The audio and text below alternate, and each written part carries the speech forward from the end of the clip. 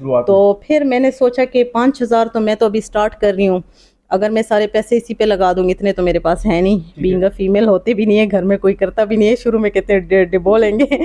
तो फिर जब मैंने सोचा तो 5 लाख की उन्होंने मुझे पूरा वो बिल बना के दिए, तो मैंने कहा ये तो बहुत ज़्यादा है, और दूसरा आप श्योर नहीं होते about whether if you will be successful और नॉट। ठीक है। तो आप जो है उसका वो थोड़ा सा फिर आप सोचते हो कि नहीं इतनी बड़ी इन्वेस्टमेंट करके ऐसे ना हो कि आप फंस ना जाए कहीं।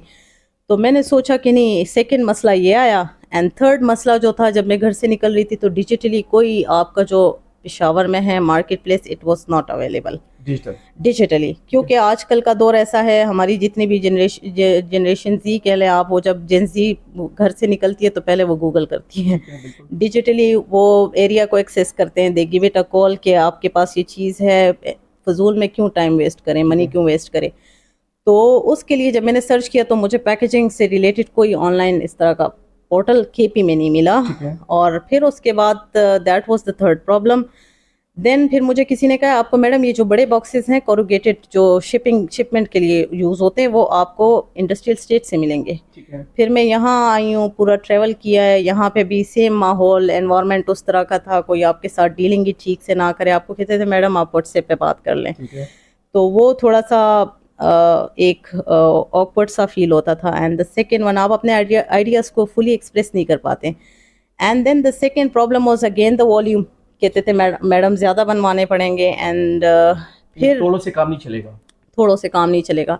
एंड तीसरी बात यहाँ पे क्या, एक चीज़ आपको उधर मिल रही है, एक चीज़ के लिए आपको इधर आना पड़ता है। सो हर चीज़ स्कैटर्ड है, आपका कोई ब्रांडिंग का एक वन स्टॉप शॉप नहीं है जहाँ से स्पेशली फॉर वुमेन, ठीक है। जहाँ पे उनको सारी फैसिलिटीज़ अंडर वन रूफ मिले, एक ही जगह से आप उसको अवेल कर सको।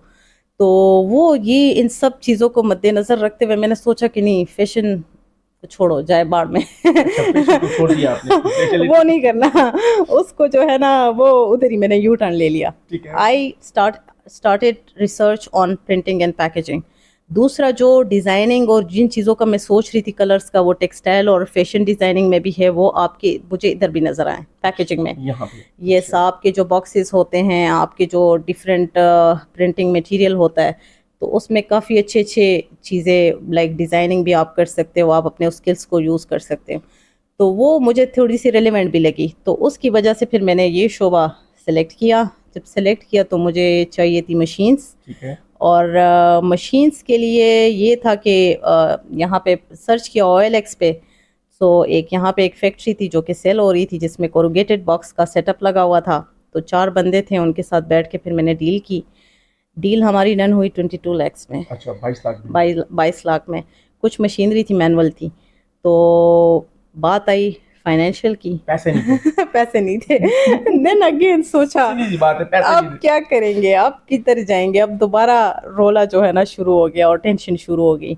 फिर मैं गई, यहाँ पे फर्स्ट वुमेन बैंक है और एक दो और बैंक्स में गई। तो उन्होंने मुझसे पहले पूछा कि मैम आपका अकाउंट है, अभी तक मेरा तो ज़िंदगी में कभी अकाउंट ही नहीं था। ठीक है। तो मैंने कहा कि नहीं सॉरी मैम, अकाउंट तो नहीं है। उन्होंने स्ट्रेट अवे कह दिया कि मैडम पहले आपको 1 साल अकाउंट चलाना पड़ेगा हमारे साथ, आपकी क्रेडिबिलिटी की बेस पे हम आपको लोन्स दे सकते हैं, otherwise no bank will facilitate you in this. वो मैं समझ भी गई, क्योंकि मैंने थोड़ा सा BBA फाइनेंस में पढ़ा था, तो मुझे आइडिया है कि वो फाइनेंशियल्स और ये चीज़ें आपकी देख के फिर उसके बाद आपको कोई बैंक फाइनेंस, स्टेटमेंट देख के। यस, इवन अगर इन्वेस्टर भी आपके साथ फाइनेंस करते हैं तो वो आपके बिजनेस की हिस्ट्री देख के आपके साथ करते हैं। अच्छा। सो फिर वहाँ से ये हुआ कि ठीक है, बैंक वाला ऑप्शन तो हट गया। तो उसके बाद एक ही ऑप्शन मेरे पास था, मेरे पास गोल्ड पड़ा हुआ था। सोना। तो सोना। तो मैंने उसके बारे में सोचा, तो वो जब मैंने घर में बात की तो उन्होंने मुझे, घर में सबसे पहले रिस्पांस मिला कि आप गोल्ड सेल करके आप बिजनेस शुरू करेंगे, ये तो हमारे KP में जो है ना सोना बेचना, और वो भी आपका बीवी का, इट्स नॉट और जो आपको शादी में मिला हो, तो उसको आप कैसे, वो तो नहीं कर सकती। तो फिर मैंने थोड़ा सा कन्विंस किया, मैंने कहा देखें पड़ा हुआ है, हम उस पर ज़कात भी दे रहे हैं, so why not to invest it into business. तो वहाँ से एम्प्लॉयबिलिटी जनरेट होगी, वो पैसा जो हम ज़कात में दे रहे हैं वो इधर इस साइड से आपका जा रहा होगा, ठीक है। सदका, ये भी सदका जारी है। ठीक है। तो वहाँ तो फजूल में जा रहा है ऐसे, लेकिन वो भी चलो ज़कात में आप दे रहे हो तो इट्स समथिंग गुड। लेकिन यहाँ पे ये है कि इस साइड पे आपका और भी रोज़गारों से बढ़ भी सकता है, आपके बिजनेस बढ़ेगा तो साथ में रोज़गार के मौके भी बढ़ेंगे, साथ में और भी बड़े लोगों की इकोनॉमी के लिए बड़ा फ़ायदा होगा। उस चीज़ पे वो राज़ी हो गए। और फिर मैंने जब हज़रत खतीजा की मिसाल दी, मैंने कहा कि she was if she can do a business तो मैंने करना है, और कुछ ना कुछ तो कुर्बानी देनी होगी इसके ठीक लिए, है। रिस्क तो लेना होगा, ठीक है। एंड एंटरप्रेन्योर तो रिस्क टेकर ही होता है। तो वो उनको पता था कि, और दूसरा सबको घर में पता होता था कि मैं जब एक डिसीजन एक दफ़ा ले लूँ ना तो मैंने लिया होता अच्छा, यानी फिर कोई कुछ नहीं है। कहता। यस। और फिर हुआ ये कि मदर को और हस्बैंड को मैंने कॉन्फिडेंस में लिया, ठीक है। And then I sold my gold. ठीक है। 22 lakhs में से कुछ गोल्ड से कवर हो गया, अच्छा। कुछ उनके साथ क्रेडिट टर्म्स रख लिए कि 6 महीनों में आपको कर देंगे। अच्छा। तो मशीन्स ले ली और सेटअप शुरू कर दिया। अब सेटअप अगले फर्स्ट डे इंडस्ट्री आई हूँ तो मुझे तो ना मशीन की नो हाउ ना मुझे इंडस्ट्री की know how, so I was totally blank. लेकिन खरीद लिया। खरीद लिया। Good. I did it and I when I came तो फर्स्ट डे तो ना टेक्निकल नो हाउ, सो फिर मैंने कहा चलो इंसान सीख लेता है, कुछ ना कुछ कर लेंगे। दूसरा मुझे पता है I have always been quick learner, हर चीज़ में मुझे आप कोई चीज़ दे, कोई टास्क दे, मैं उसको बहुत जल्दी सीख लेती हूँ माशाल्लाह अच्छा, अल्हम्दुलिल्लाह। ये- इतना बिलीफ था खुद पे। ये बताइएगा कि आपने सोना जो बेचा है वो कितना था? दैट वाज तोले तो मुझे एग्जैक्ट नहीं याद, लेकिन मुझे जहाँ तक याद है ना तो मुझे 16 lakhs मिल गए थे।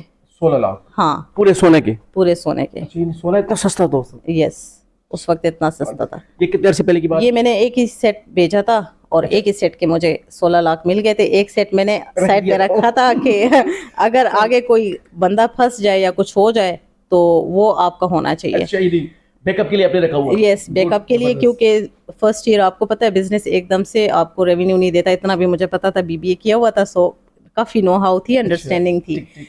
तो वो जो अक्सर लोग कहते हैं ना कि बैचलर्स किया हुआ है लेकिन जब तक आप प्रैक्टिकल वो नहीं करते तो आपका जो है ना वो आपको अंडरस्टैंडिंग नहीं होती।